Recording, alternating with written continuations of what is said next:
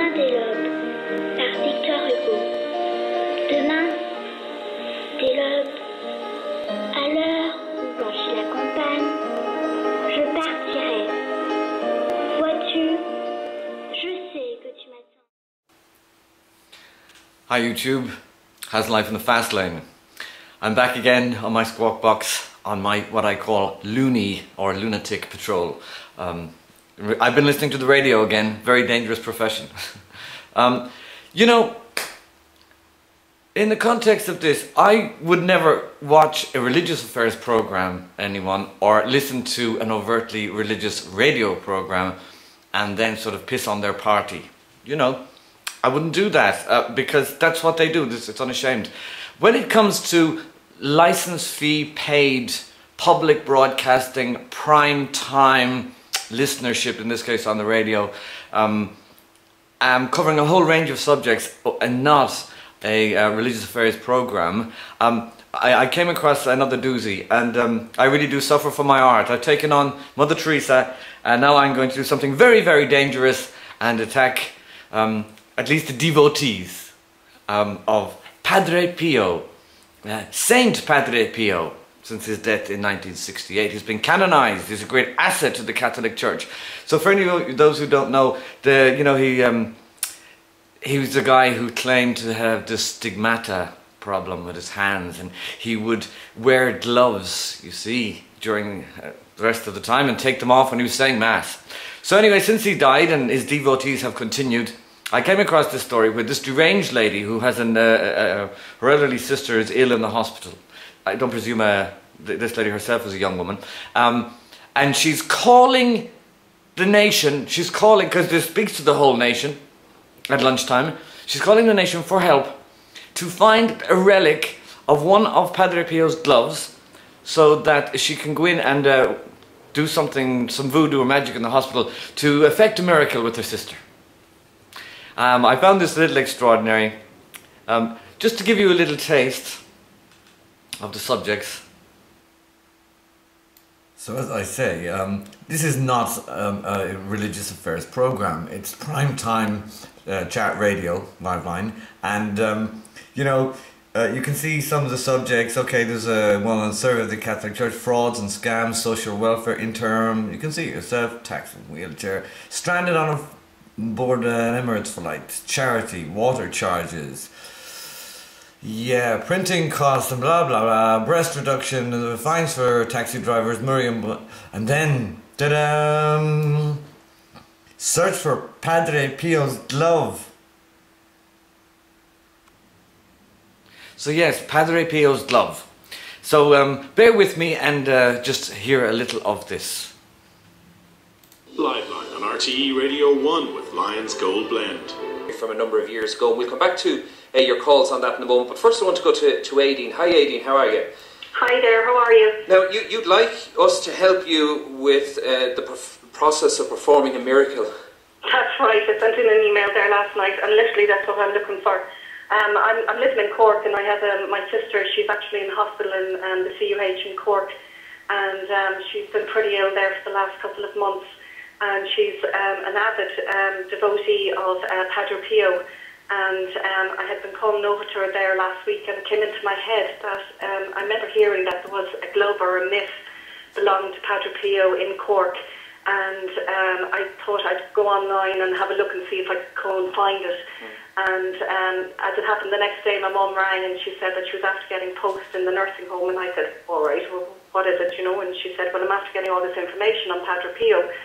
So I thought, well, that's, you know, maybe another sign. And her friend rang me the next day and said she'd been on the Padre Pio website, and so I said, well, there's 3 signs that I'm meant to go and have a look at this glove for my sister, because I just feel that it would help in her recovery.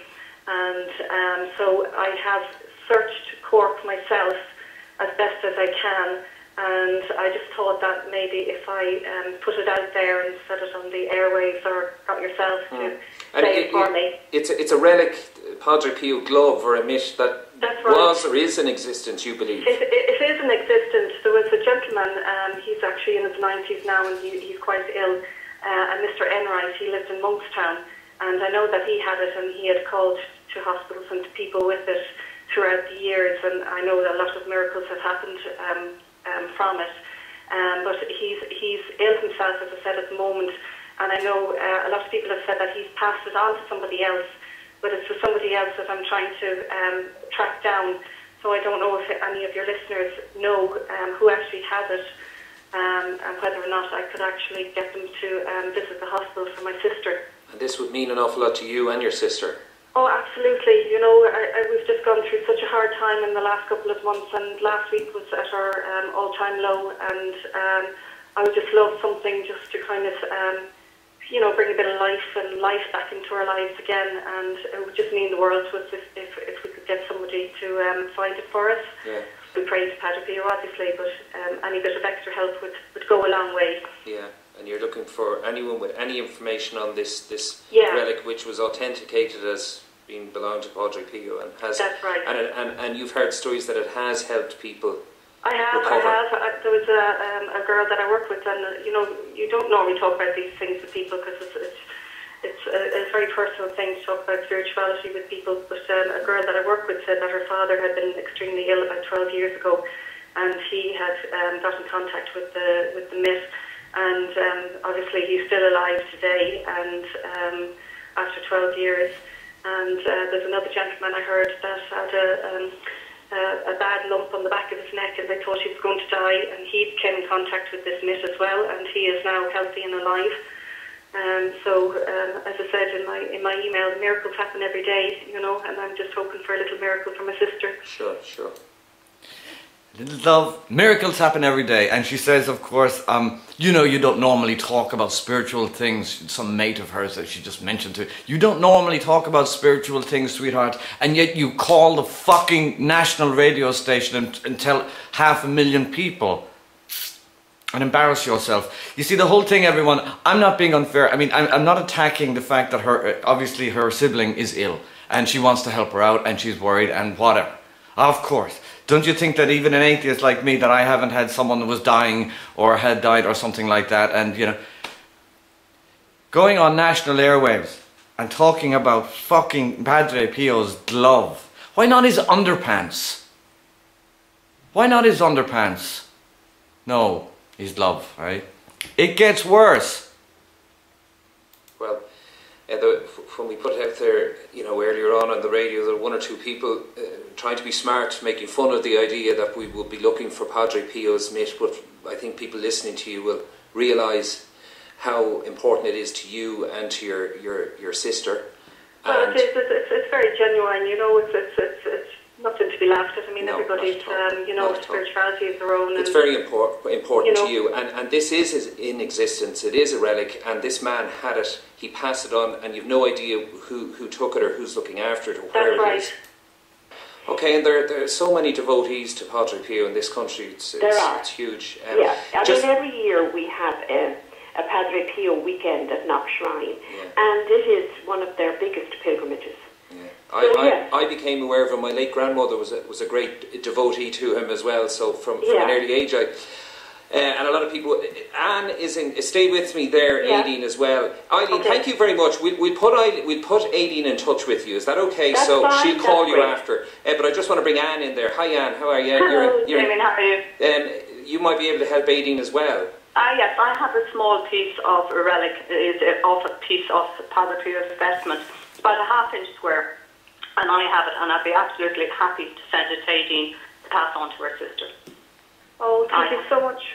There's no problem. All I would need is, obviously, if you can give your details, or what I don't, obviously not over there, but if you can give me details, I will send it to you. Okay. But it is it's off the sleeve of one of his vestments, and I got it through somebody who would have been a great devotee to Padre Pio, who would have went a lot to see him, and because of this, I've got this vestment, so I just got this piece, and I treasure it, but I certainly would be happy to pass it on to your sister, because I would.